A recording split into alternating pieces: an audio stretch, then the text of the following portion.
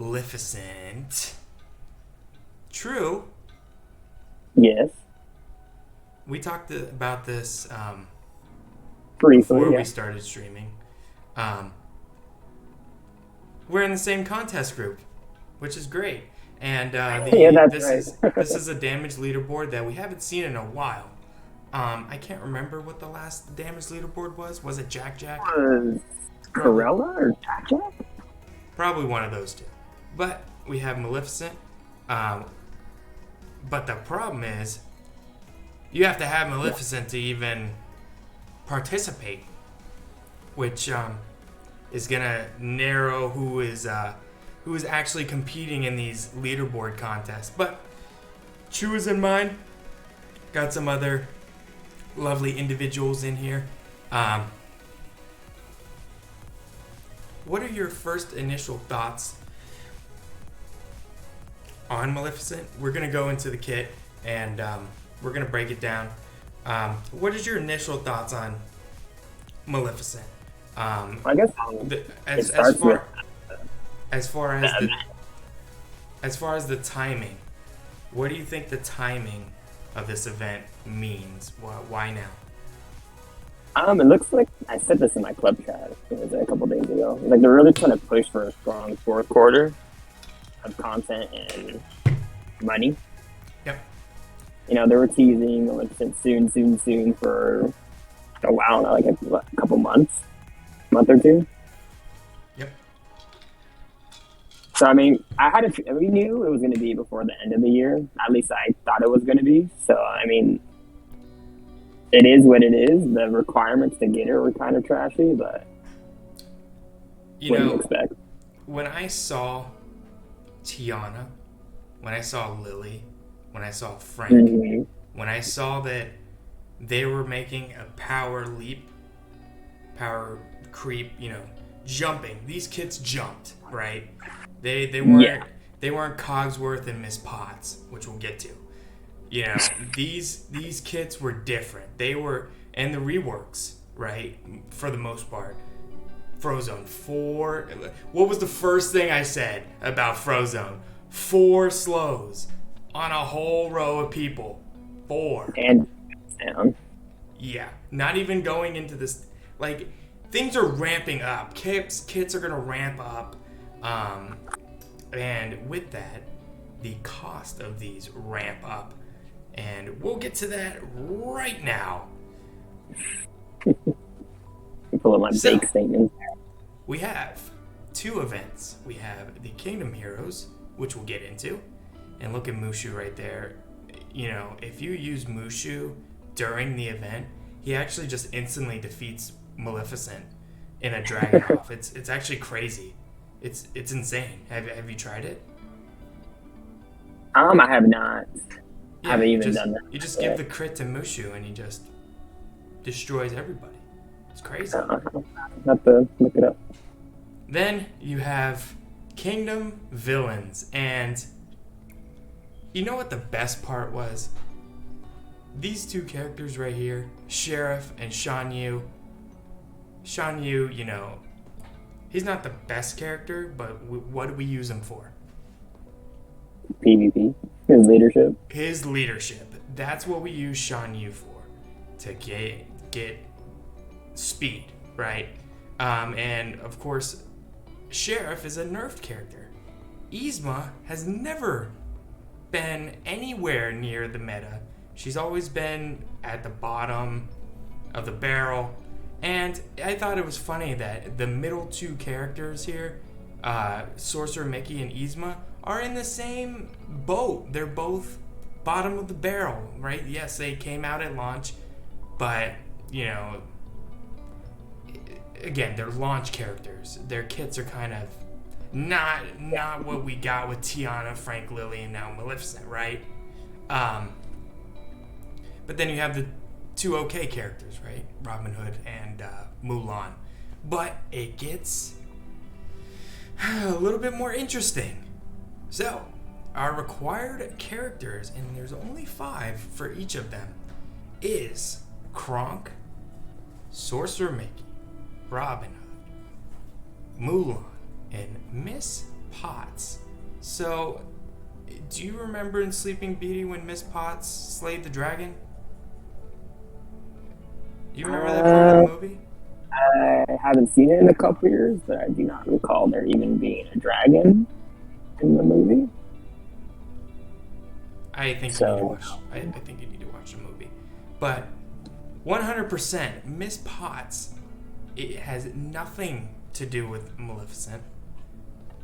Really, nothing makes sense on putting Miss Potts in here. The only saving grace is if you have Beast, you kind of have her halfway. Right. And Kronk. Do you remember Kronk in Sleeping Beauty when he slayed the dragon with his little squirrel friend? You remember that? I don't either. Kronk is also in here. He's also a kingdom hero in here. And then we have Sorcerer Mickey, who fell from, he used to be SA tier, right? In the beginning, yeah. Whoever did tier lists and whoever does tier lists. He used to be a very good character, right? He used to, plug into Kingdom, which is strong, still strong today. But that was how many months ago, right? We were talking about it. Like, we were in Blackspire, and this guy was relevant. And that was like, what, March of last year? Right? Then you have Robin Hood, which, again, he's very good attacking utility character. Not very good. He's a good character. And Mulan also is very, very good. I would call her an excellent character. She's one of my best characters on my roster. But what do you think about these 5 characters that we have to get to 7 stars, gear tier 8, as well as a level 4 spell in Clock Tower? Well, it seems like they're really adding spells to requirements now, which is kind of a pain, because it does take a lot of resources to get to the last level. And for the characters, none of them are needed for anything, really, except Miss Potts. So if you're like an early game player, you're not looking at Krunk and Yzma and Robin Hood and Mickey and be like, yeah, I'm going to farm those guys up. Yep. But now you have to if you want to get 100%. I can understand Mulan. She helps you in a lot of places. PvP. I assume Club Conquest. She's also a good character on the Princess raid team I like to run. She's an excellent character, and she can also be used on the tower, the Frollo Tower. So she has some usage. Again, Miss Potts unlocks Beast, which is a fantastic character, a legendary character. But the other 3 are head scratchers. They're head scratchers. Yeah, I guess they're trying to keep in the theme of Kingdom characters, but they just picked like the worst Kingdom characters. Would you have been okay with Sorcerer Mickey, Robin Hood, Mulan, Prince Philip, and Aurora? No and yes. That's 2 new characters you have to star up and gear up. But if we just talked about how kits are coming out, Lily, Frank, Tiana, now Maleficent, would you rather have 2 characters with great kits that you're already going to take to T8 because they have great kits, or you take Kronk and Miss Potts to T8 and they sit in your roster to rock? Well, if you put it that way, then yes, Aurora and Philip sound fantastic. Yeah. Assuming they're fantastic.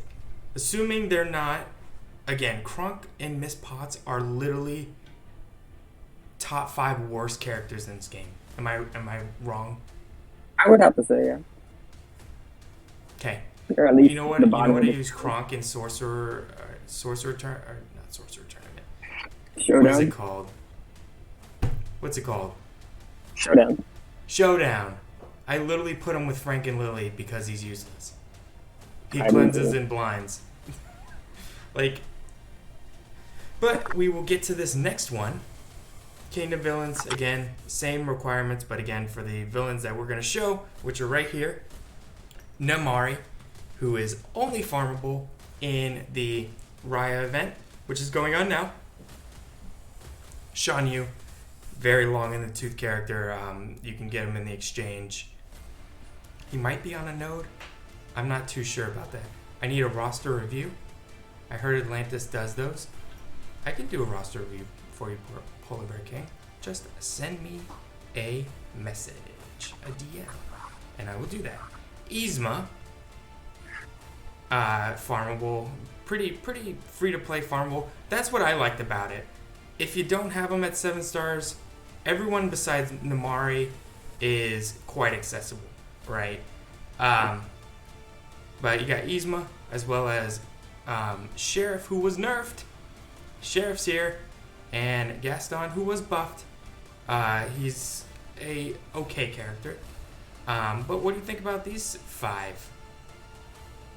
I actually had more of these 5 ready to go than the other 5 because you use most of them, or you could use most of them. Mm-hmm. But there's still those 2 or 3 that are at the bottom of people's priority list until recent, till today. If you see me here, I try and keep a lean roster unless I'm doing something the club asked me to do, like Boogie Boogie, like Mad and Min. So I never got around to Gaston. I kind of took Sheriff to 7 and then stopped. But I would say out of the 5, these are the most reasonable. Also, keep in mind, Maleficent is a kingdom villain. And we'll take a look at the kid. But, yes, Yzma is painful. And yes, it looks like she was kind of plucked out of a spreadsheet. But, no event ever in this game is going to be, oh yeah, let's give you all the good characters for, for you to farm up, right? The only event that was like that was Big Hero 6. Period. Am I wrong? Yeah. I would say, yeah. Every character in Big Hero 6 Every is very single good. character is still good on the Big Hero 6. Everyone else, you kind of have that character or characters, you say, oof, I don't want to do that. But it really, really looked like they looked at a spreadsheet and said, oh yeah, we nerfed Sheriff and now people aren't investing into Sheriff. Guess what? Boom. Yzma. Boom. Oh, we put a rework into Gaston and people still aren't getting him. Boom. But I will say, there were signs of this, right? They did have the Mother Gothel event where they have those. Remember those packs that I reviewed? The Kingdom Villain ones? The Kingdom Villain ones. Now they're here. Right? So look at what's going on, right? On the track, right? And kind of see where it's going. And you'll kind of get an idea of what's next. Sometimes they just throw you a curveball like Toy Story villains. Well, that was for Ascension. Yeah. But sometimes you can see a pattern.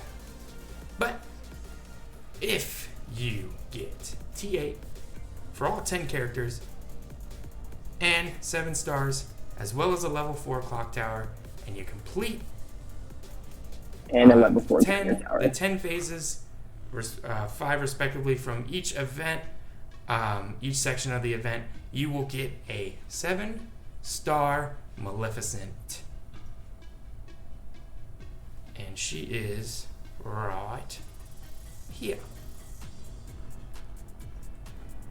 And oh boy, Truexpron. Does she have a kit? She has so many abilities, they don't even fit on the screen. Like, we thought Ursula had a lot. Yeah, you thought Ursula had a lot. Maleficent said, hold my staff. I got this. But she's, of course, a villain.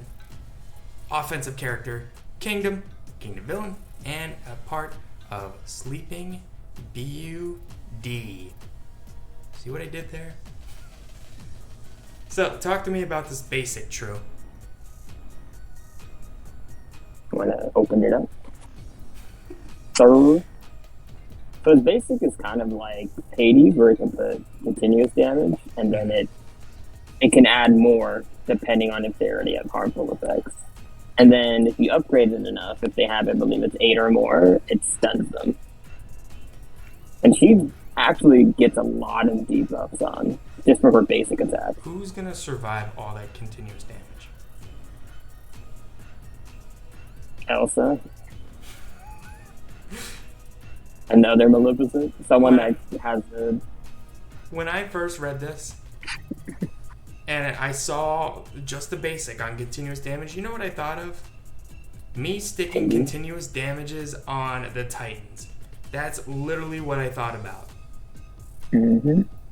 And she looks like she's just going to do that, no big deal. And she's going to make you pay. Next. Now we have a new debuff called Snare, which, when affected, characters take any action. They take damage based upon the action's magic cost, which is quite interesting. I haven't tested her yet. What do you think about Snare? I haven't noticed how much damage it does. It's hard to tell because there's so much going on the screen. But it doesn't seem to be a lot from the times I've played with her. You know what it reminds me of, True? Do you know Bleed from Marvel Strike Force? I never played Marvel Strike Force. Where you can put bleeds on, and depending on what ability you use and the amount of damage, you take a certain amount of that damage.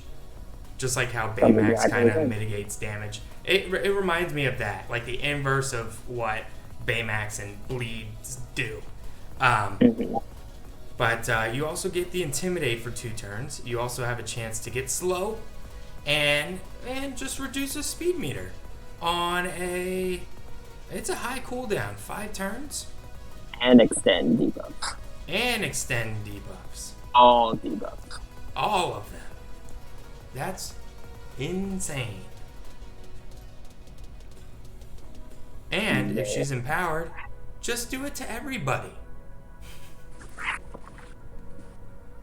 Next. Now tell me about this new lovely debuff we got here. Enthrall. Affected character uses a random ability on their own teammates on their turn. Characters gain speed and offense if cleansed. Deals damage and silences the cleanser. Kind of reminds me of like a zombie kind of thing. It's not blind. It's kind of like a mixture of charm and... It's kind of like Esmeralda a little bit. Kind of, yeah. Like a charm, but the next level, right? But go ahead and talk to me about Enthrall. Enthrall. So what I've noticed with it is they always do a basic. Even though this is a random ability, I've never seen it do a random ability. It's always its basic. And also with this one is if it gets cleansed by somebody, it'll damage the cleanser and silence them. Like Davy Jones. Kind of, yeah. Just the next level. Yeah, and then it silences whoever cleansed them, which is kind of hilarious. And it's unavoidable. That's crazy.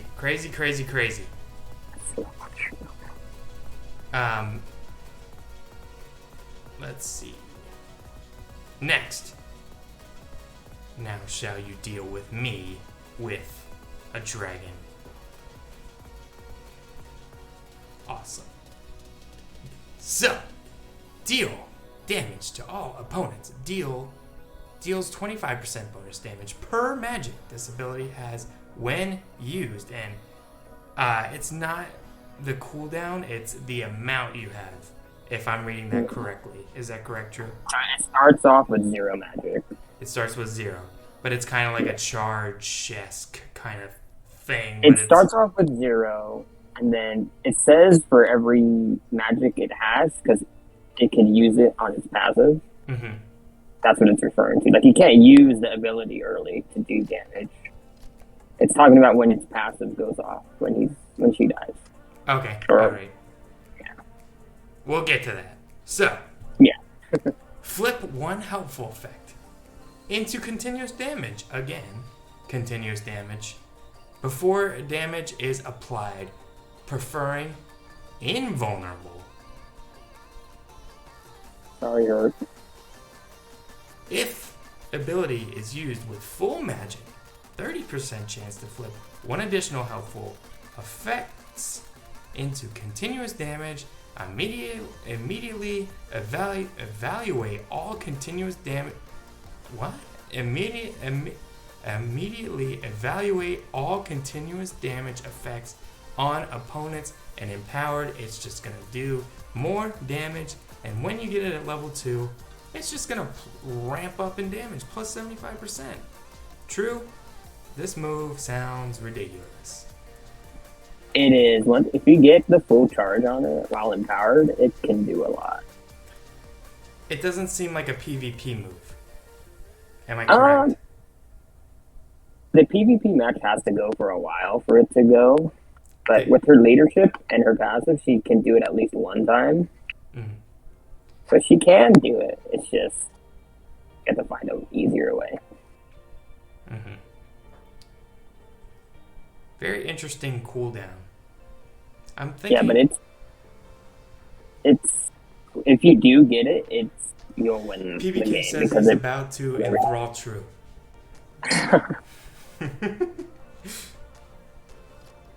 PBK also says, is the Hallmark ornament overviews after this? If so, I'll be back for that. Anyways, but it's a very high cooldown. Very interesting because Raid, you may get to it too. I don't know yet. I haven't used her in Raid, but it seems quite high. So we'll see. We'll see. Next, her first passive, Serve Me Well. On turn start, perform the following on a random opponent, preferring the opponent with the most helpful effects. Flip one helpful effect, steal 10% speed meter. Maleficent grants tactics for one turn and activates her basic on target. Flip one additional helpful effect and steal 10% speed meter when empowered. And True, what have I said the most powerful mechanic in any character collector game is? I don't know. Speed manip? Turn meter manipulation. Right? Okay, speed meter manip. Anytime you can manipulate the speed in your advantage, it is a fantastic thing. Right? Very. This seems fantastic. I also like the tactics idea. Now, putting her with a character that gives tactics may see some interesting things happen, especially with our man Merlin. Merlin may find a spot with this individual just because of the tactics. But I would like to see what she does with tactics and when you give it to her. But next, you want to tell us about this second passive, All the Powers of Evil and Fury. So, every time you deal a harmful effect, she'll gain 1 Fury. And every time she also deals a harmful effect, she heals 5% of her health. Which is insane, because if you do her adjacent, I forget what it's called, the Forest of Thorns, she can recover basically back to full health, which is pretty insane. Wow. From what I've seen with her. And then once she gets empowered, she gains 10% potency, 15% offense, depending on what you upgraded it to. And then the big part of her passive is if she would die, she gains 10% health, and then she uses her "Now shall you deal with me" ability, the dragon. Yeah. And that's where it comes into effect of how much magic she has on it and how much damage it does. And any Marvel Strike Force characters will kind of resonate that with Phoenix.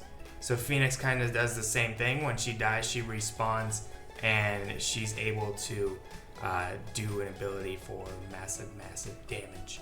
And just reading that, it screams, "Hey Frollo, we have Fury." "Hey Frollo, we both like continuous damage." Am I wrong? I never played Marvel Strike Force, so. I meant Frollo, Claude Frollo. Oh, Frollo, yeah. But you also have to take into account if she's stunned or polyed, it won't go off. Yeah, and that's what people do in Marvel Strike Force. There's a character in there that negates revives or respawns. So literally, she won't allow the respawns to go through. So again, you have ways of getting around it. Yeah. But it may be difficult. Next, the leader on a battle start. Inflict helpful immunity on all opponents for 1 turn. And what character that just came out gives helpful immunity to her whole team on one of her moves? Tiana, when she gets the turn? Tiana. This is on battle start. That one is when she uses an ability. That's huge, right? That is a very strong buff. Not only and Tiana could also cleanse harmful or helpful immunity. Yes. On battle start. Yes. So Tiana is also kind of a pseudo counter to Maleficent. She is a pseudo counter. I'm just saying you get this one at the start, and you get that one kind of later. At least after this, right? Yeah.